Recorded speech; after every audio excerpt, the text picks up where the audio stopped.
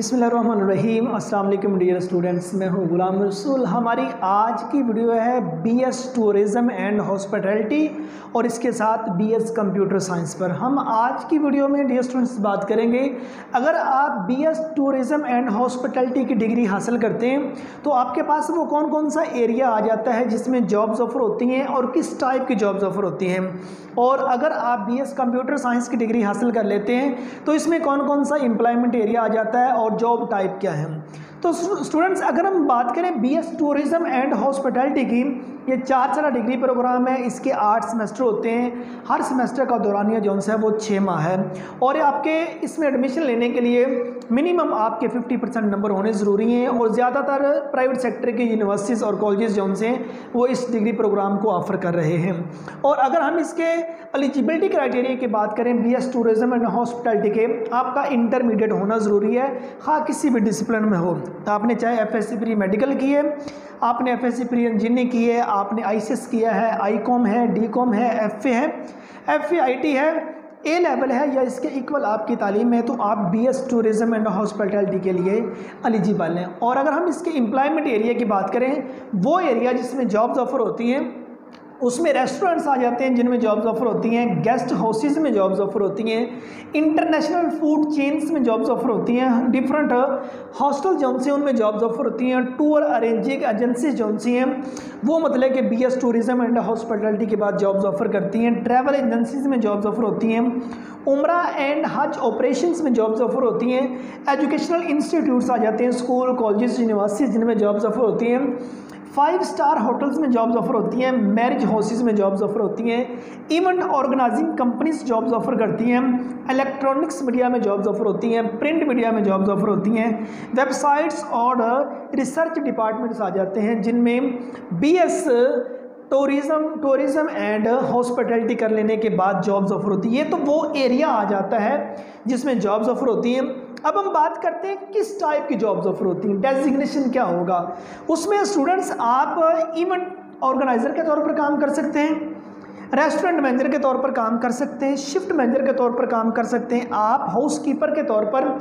काम कर सकते हैं, किचन मैनेजर के तौर पर अपनी खिदमात सर अंजाम दे सकते हैं,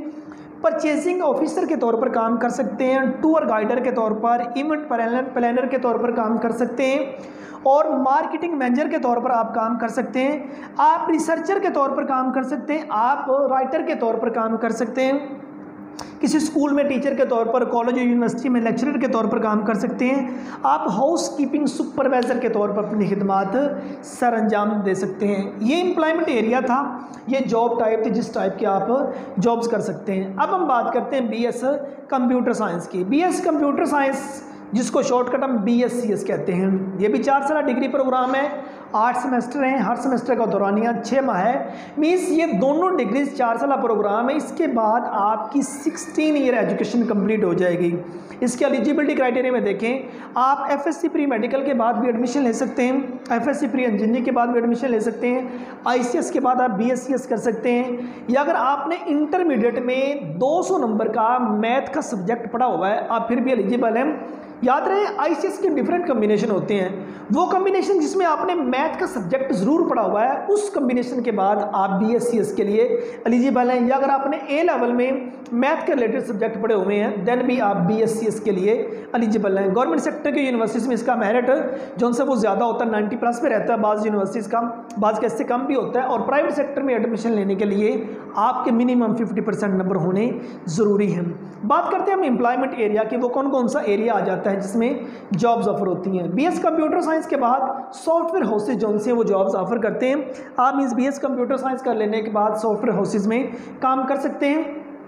और उसके बाद एजुकेशनल डिपार्टमेंट आ जाता है जिसमें स्कूल कॉलेजेस और यूनिवर्सिटीज़ हैं। अगर यूनिवर्सिटी में आपने बीए का लेक्चरर, बीए का प्रोफेसर काम करना है तो आपका एमएस, एमफिल और पीएचडी होना ज़रूरी है। और उसके बाद पब्लिक और प्राइवेट सेक्टर के बैंक्स में जॉब्स ऑफर होती हैं, पब्लिक और प्राइवेट सेक्टर के हॉस्पिटल्स जॉब्स ऑफर करते हैं, वापडा में गवर्नमेंट सेक्टर में जॉब्स ऑफर होती हैं, नादरा में जॉब्स ऑफर होती हैं, आर्मी, पुलिस और नेवी में दूसरा BSc के बाद जॉब्स ऑफर होती हैं, इंडस्ट्रियल हाउसेज आ जाते हैं जौन से जॉब्स ऑफर करते हैं, रिसर्च डिपार्टमेंट में जॉब्स ऑफर होती हैं, मल्टीनेशनल कंपनीज जौन सी हैं वो BSc के बाद जॉब्स ऑफर करती हैं,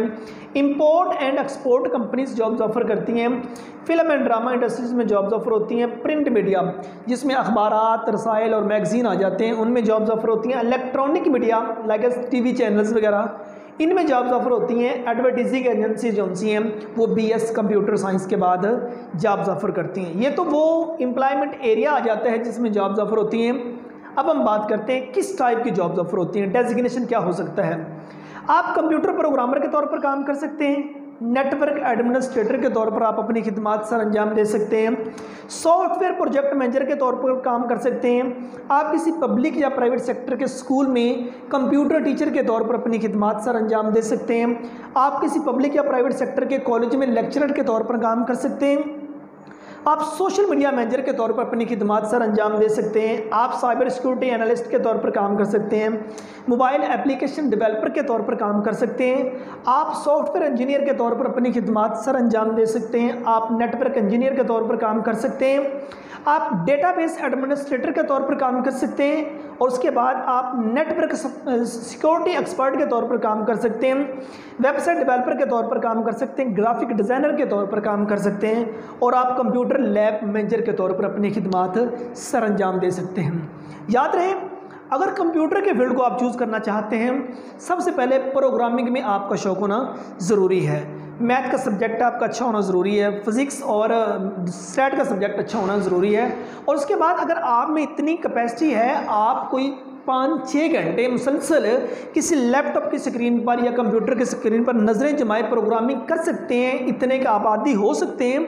तो देन कंप्यूटर साइंस का फील्ड आपके लिए बेहतर रहेगा। उसकी रीज़न ये है कंप्यूटर साइंस का जो आंसर फील्ड है इसमें प्रैक्टिकल नॉलेज ज़्यादा होना ज़रूरी है। डिग्री तो एक पास होता है किसी भी फील्ड में इन होने के लिए, उसके बाद आपकी स्किल, आपका नॉलेज जो है, आपका प्रैक्टिकल नॉलेज जो है वो काम देता है। और अगर आप BS टूरिज्म एंड हॉस्पिटैलिटी को ज्वाइन करना चाहते हैं, आप एक अच्छे मार्केटर आपका होना ज़रूरी है, आपको चीज़ों को मैनेज करना आता हो, आपकी कम्युनिकेशन स्किल अच्छी हो और मतलब कि जाहिर से अगर आप टूर गाइडर बनते हैं तो जिस जगह पे अगर आपने टूर लेके जाना है उन स्पेसिस का, उन प्लेसेस का आपको इल्म होना ज़रूरी है। मीन्स आप एक अगर अच्छे मैनेजर हैं, चीज़ों को अच्छा मैनेज कर लेते हैं, देन ये फील्ड आपके लिए बेहतर रहेगा। और अगर आपके पास प्रैक्टिकल नॉलेज ज़्यादा है और घर बैठे हज़ारों नहीं लाखों के हिसाब से अगर आप अर्निंग करना चाहते हैं, कंप्यूटर साइंस का फील्ड भी आपके लिए बेहतर रहेगा। इन दोनों फील्ड्स का करियर है, दोनों का स्कोप है और अगर मतलब कि दोनों में से एक को चूज़ करना पड़ जाए तो वो प्रैक्टिकल नॉलेज के हवाले से यही होगा। अगर एक अच्छे मार्केटर हैं, अगर एक अच्छे मैनेजर हैं तो then BS tourism and hospitality आपके लिए बेहतर रहेगा। सो ये हमारी आज की वीडियो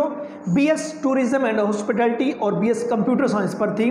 उम्मीद करता हूँ कि आज की वीडियो आप स्टूडेंट को अच्छी लगी होगी। नेक्स्ट वीडियो में मिलते हैं, अपना बहुत सारा ख्याल रखिएगा। फी अमानिल्लाह।